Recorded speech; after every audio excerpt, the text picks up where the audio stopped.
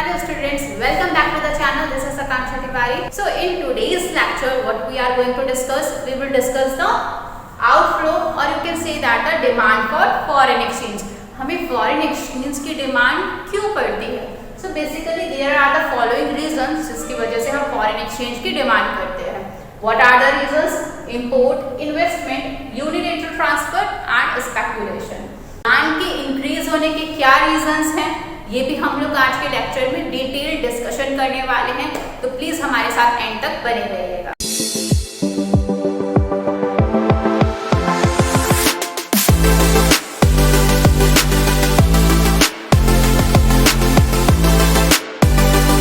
Demand for foreign exchange is also known as outflow of foreign exchange. तो बच्चों, demand for foreign exchange पढ़ने के पहले हम ये देखेंगे कि आखिर डिमांड क्या होती है। तो अगर आपको ध्यान है तो क्लास 11 के माइक्रो इकोनॉमिक्स में हमने एक चैप्टर पढ़ा था theory of demand.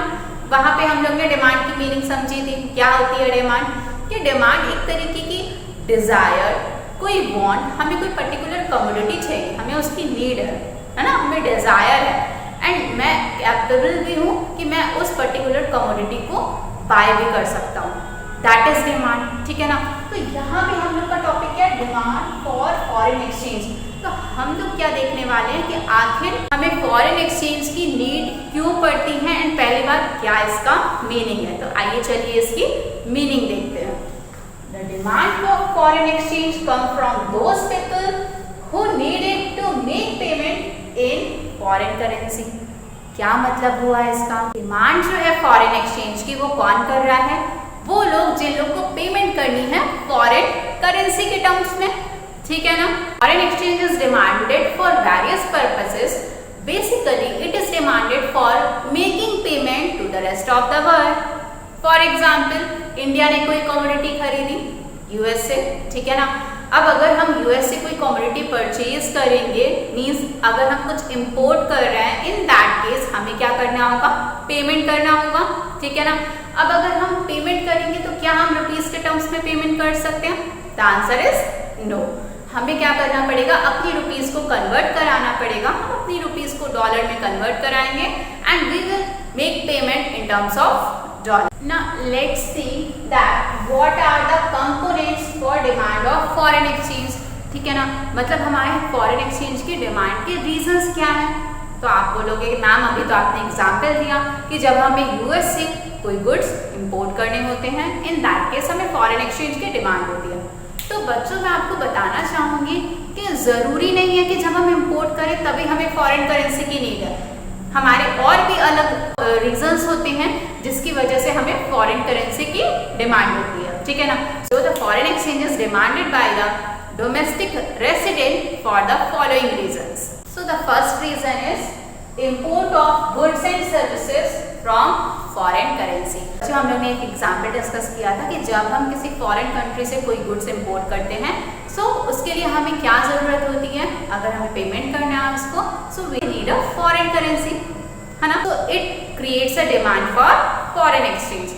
Now let's see the second reason, purchase of assets in foreign countries. If Indian wants to purchase assets such as land, building, factories, ठीक है ना, in foreign countries, so it create a demand for foreign exchange।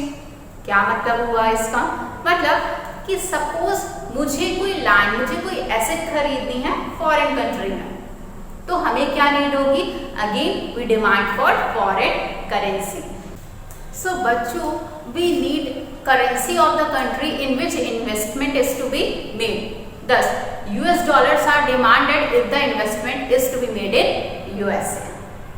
Now, let's see the next reason or the component for demand for foreign exchange, that is sending gifts abroad, or you can say that if you do any kind of unilateral transfer to abroad, तब भी हमें foreign currency की need पड़ेगी। Unilateral transfer means one sided transfer, यानी कि जिसके return में हमें कोई फैक्टर सर्विसेज नहीं मिलती हैं, बट हम अपनी तरफ से क्या कर रहे हैं? पेमेंट कर रहे हैं या मनी ट्रांसफर कर रहे हैं। That is the unilateral transfer. आप लोग के भी कई रिलेटिव्स या हो सकता है फैमिली मेंबर्स अब्रॉड में रहते हो, तो कोई ना कोई ओकेजन्स होते हैं या उनका कोई सेलिब्रेशन का टाइम है, जस्ट लाइक अ बर्थडे, तो हमें उनको कोई गिफ्ट ट्रांसफर करना।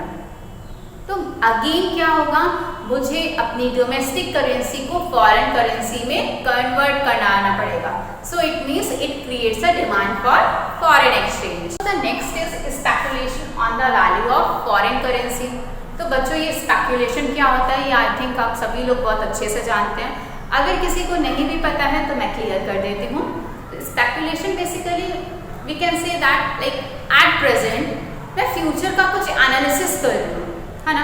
मैं कुछ बता रही हूँ कि पर्टिकुलर चीज़ का प्राइस जो है, जो वैल्यू है, वो इतनी घटने वाली है या इतनी इंक्रीज होने वाली है। So that is speculation.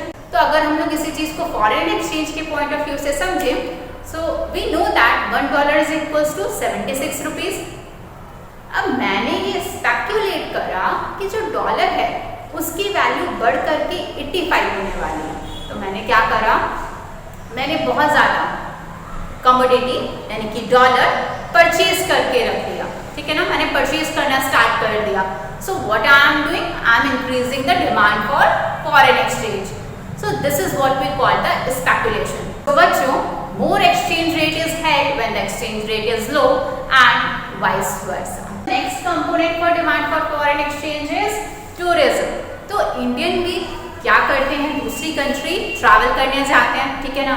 अब अगर हम दूसरी कंट्री ट्रैवल करने जाएंगे तो हमारे वेरियस एक्सपेंसेस इनकर होते हैं। जस्ट लाइक हमने कोई होटल बुक करा, ठीक है ना, एंड हमें कहीं घूमने जाना है, वहाँ किसी तरीके की एंट्री फीस लग रही है, हमने फूड पे खर्चा किया, ठीक।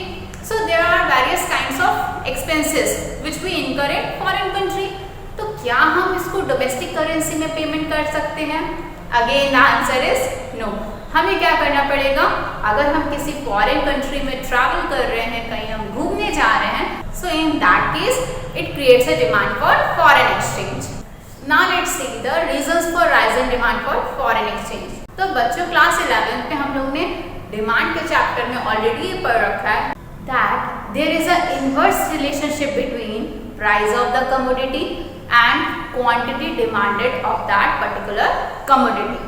क्या मतलब हुआ इसका, मीन्स कि प्राइस और जो डिमांड है उनका आपस में रिलेशन कैसा होता है, इनवर्स। अगर प्राइस बढ़ेगा तो डिमांड क्या हो जाती है, फॉल हो जाती है। अगर प्राइस फॉल होता है, इन दैट केस डिमांड राइज हो जाती है। तो यहाँ पे हम लोग पढ़ने वाले हैं कि जो हमारी फॉरेन एक्सचेंज की डिमांड है वो राइज हो रही है। तो डिमांड कब राइज होती है, अभी मैंने आपको बताया जब प्राइस फॉल होता है, ठीक है ना। This is the graph for demand for foreign exchange. This is there is a quantity demanded for foreign exchange and on the Y axis there is a rate of foreign exchange. So let's say that $1 is equals to how much, 76 rupees. पहले हमारा जो rate था that R1 which is $1 is equals to 76 rupees. पहले हमें $1 खरीदने के लिए 76 rupees देने होते थे, बट क्या हुआ, अब जाकर के $1 कितना हो गया, is equals to 60 rupees. Means हमारा रेट जो है, प्राइस है, वो क्या कर गया, फॉल। तो जब हमारा किसी भी कमोडिटी का प्राइस फॉल करेगा तो उसकी डिमांड क्या हो जाएगी, इंक्रीज। तो जैसे ही ये R1 से R2 पे आया तो हम लोग यहाँ पे क्वांटिटी डिमांडेड किसकी देख रहे हैं, फॉरेन एक्सचेंज की, उसकी क्वांटिटी क्या कर गई, increase. Now let's see the price के कम होने से, फॉल होने से क्या इफेक्ट होता है। सो अगर फॉरेन एक्सचेंज का प्राइस फॉल होता है तो उसका क्या इफेक्ट पड़ेगा, import increases. So when the price of a foreign exchange falls, then foreign exchange goods become relatively cheaper and it may lead to increase in import. बच्चों, जैसे ही foreign exchange का price कम हो जाएगा, वो पर्टिकुलर उस country का goods हमारे लिए अब क्या हो जाएगा, चीपर हो जाएगा। तो हम क्या करेंगे, हम ज्यादा से ज्यादा बाय करना स्टार्ट करेंगे। ज्यादा से ज्यादा जब हमने बाय करना स्टार्ट कर दिया, so it may lead to increase in demand of foreign exchange. The second one is tourism. When foreign currency becomes cheaper in terms of domestic currency, it promotes tourism to that country. As a result, demand for foreign exchange rises. Actually में हो क्या रहा है, foreign currency का जो rate है वो क्या है, वैल्यू क्या हो रही है, कम हो रही है, ठीक है ना। तो बच्चों, ये सिंपल सा लॉजिक है, हम लोग ने पढ़ रखा है कि किसी भी कमोडिटी का प्राइस अगर फॉल होगा, उसकी डिमांड प्राइस होगी।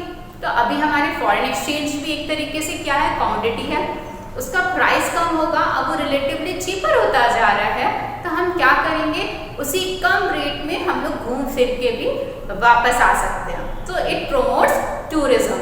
So the next is speculative activity. Sometimes people demand more foreign exchange with a fall in its price to earn more profit through speculative activity. तो लोग क्या करेंगे, जैसे ही रेट कम हुआ हम ज्यादा से ज्यादा परचेज करने लगेंगे, है ना। डिमांड क्या हो रही है, इसमें राइज हो रही है, हमने ज्यादा से ज्यादा परचेज करा। क्यों परचेज कर रहे हैं? बिकॉज वी नो कि इन फ्यूचर उसका प्राइस जैसे ही हाई जाएगा, जैसे ही इंक्रीज करेगा, तब मैं उसको सेल करके ज्यादा से ज्यादा प्रॉफिट अर्न कर लूंगा। तो यहाँ पे बच्चों हमारा ये सारे टॉपिक कवर होते हैं। आज के लेक्चर में हम लोग ने देखा डिमांड फॉर फॉरेन एक्सचेंज, ठीक है ना, and the reason for rise in demand for foreign exchange. I hope आपको ये सारे टॉपिक क्रिस्टल क्लियर हो गए होंगे। बट अगर आपको अभी भी कोई डाउट है तो आप मुझे कमेंट सेक्शन में कमेंट कर सकते हो। जिन लोग ने मेरे पुराने वीडियोस फॉरेन एक्सचेंज के पार्ट 1 एंड पार्ट 2 नहीं देखा है, उसका लिंक डिस्क्रिप्शन में गिवन है, please go and check it out. And जाते जाते आपको एक छोटा सा काम करना है, do like share and subscribe.